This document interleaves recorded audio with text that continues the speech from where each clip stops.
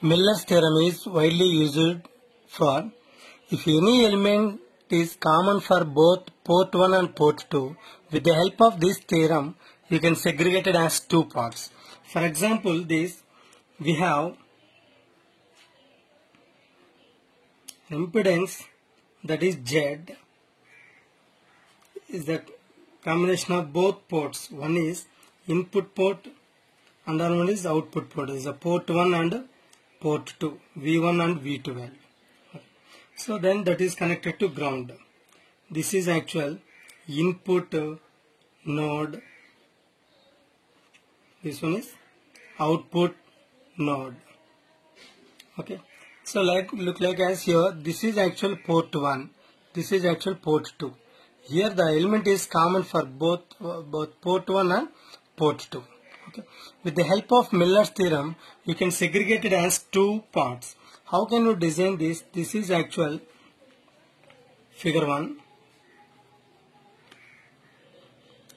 Now we want to segregate it as this part, that is Z1, I mean input impedance. You have to segregate it as. Simply you can take this is actual ground. Now we can represent as this one is V1, this one is V2, the impedance is Z2. So both are connected to ground, that is output impedance. So with the help of Z, you can segregate it as input impedance and output impedance with the help of this. Okay. So in the previous case, in the first diagram, V1, I1 is passing in clockwise direction. This is also here clockwise direction. This is actual figure 2. Figure 2. The current is passing in this direction, I1, and this one is I2. Okay. Now from the figure 1, how can you define that I1 is equal to this starting voltage is V1 and ending voltage is V2. V1 minus V2 by the resistance cover only Z. That is actually equation number 1. Similarly, from figure 1, you can define the I2. I2 is equal to starting voltage is V2 and the ending voltage is V1 by the resistance is Z. That is actual equation number 2. So both are from figure 1. From figure 2, I1 is equal to starting voltage is V1 and the ending voltage is, that value is 0. So V1 minus 0 by the resistance is Z1. That is the equation number 3. Now another equation is I2. So simply you can take these values I2 from the figure 2. That is the starting voltage is V2 and the ending voltage is 0 by the resistance is Z2. That is the equation number 4. So these two are from figure 2. To calculate input impedance and output impedance, we better to equalize that equation number 1 and equation number 3. So here equation number 1 is equal to equation number 3 from figure 1 and figure 2. That equation number 1 equation is, this value is V1 minus V2 by Z is equal to equation number 3 is V1 by Z1. Okay. So now we have to calculate Z1.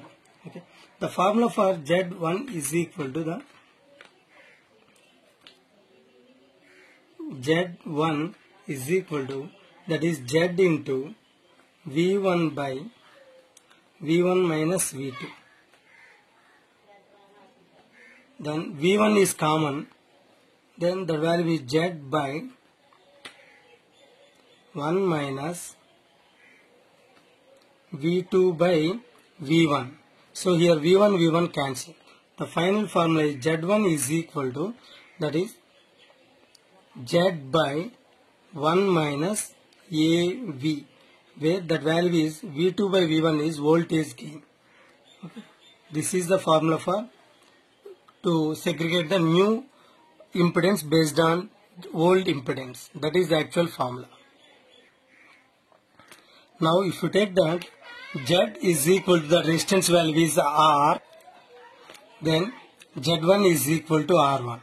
So to calculate the new resistance from this value, that R1 is equal to, that is R by 1 minus A. Simply you can take voltage gain formula for this case. Okay. Now this is example for resistance. Okay, another example one. For example, if you take the second sample is the 2 is Z is equal to impedance, that is 1 by Z1 is equal to 1 by j omega C1, then Z is equal to 1 by j omega C. So that is substituting above equation, the value is 1 by j omega C1 is equal to 1 by j omega C by 1 minus A.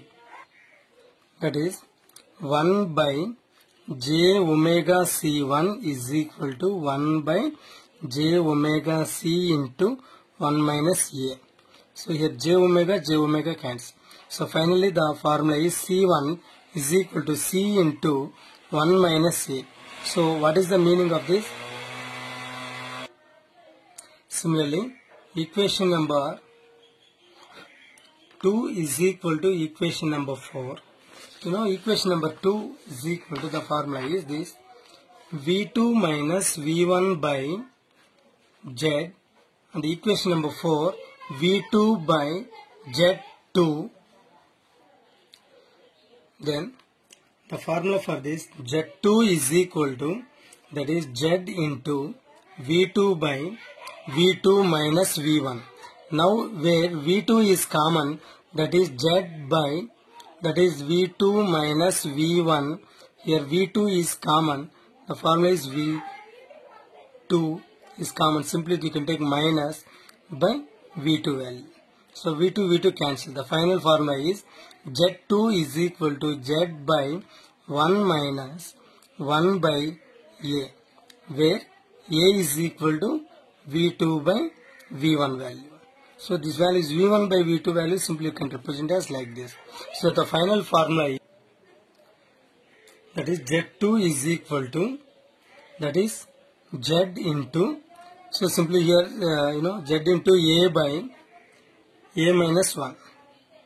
A minus 1. So this is the actual formula for output impedance. If any element is common for both port 1 and port 2, with the help of with the help of Miller's theorem, you can calculate the output port Z2 is equal to Z into A by A minus 1. For example, Z is equal to 1 by j omega Z2, and Z is equal to 1 by j omega C value. So how can we calculate this Z2 value? The Z2 value is 1 by j omega C2 is equal to 1 by j omega C, the value is A by something. The value is A minus 1 value. Okay. So now we have to calculate that final formula is, that is A into A by j omega C to A minus 1. Okay. So simply that C2 is equal to, the formula is C into A minus 1 by A value. That is the final formula for output capacity. Now Miller's theorem for hybrid pi model.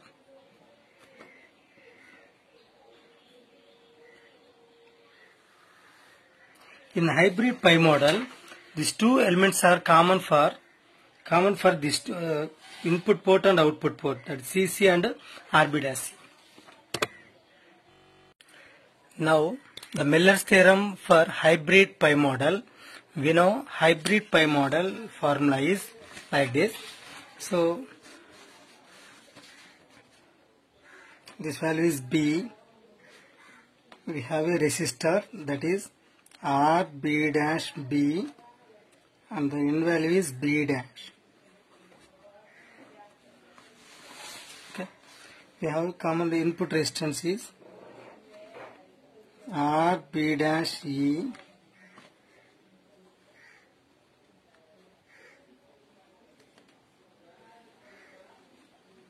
input capacitance CE value. Okay. Now these two elements are common for port 1 and port 2.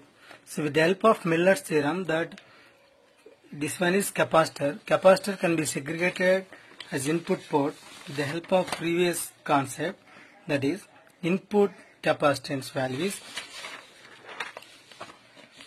Take one more capacitance, that value is CC into 1 minus A.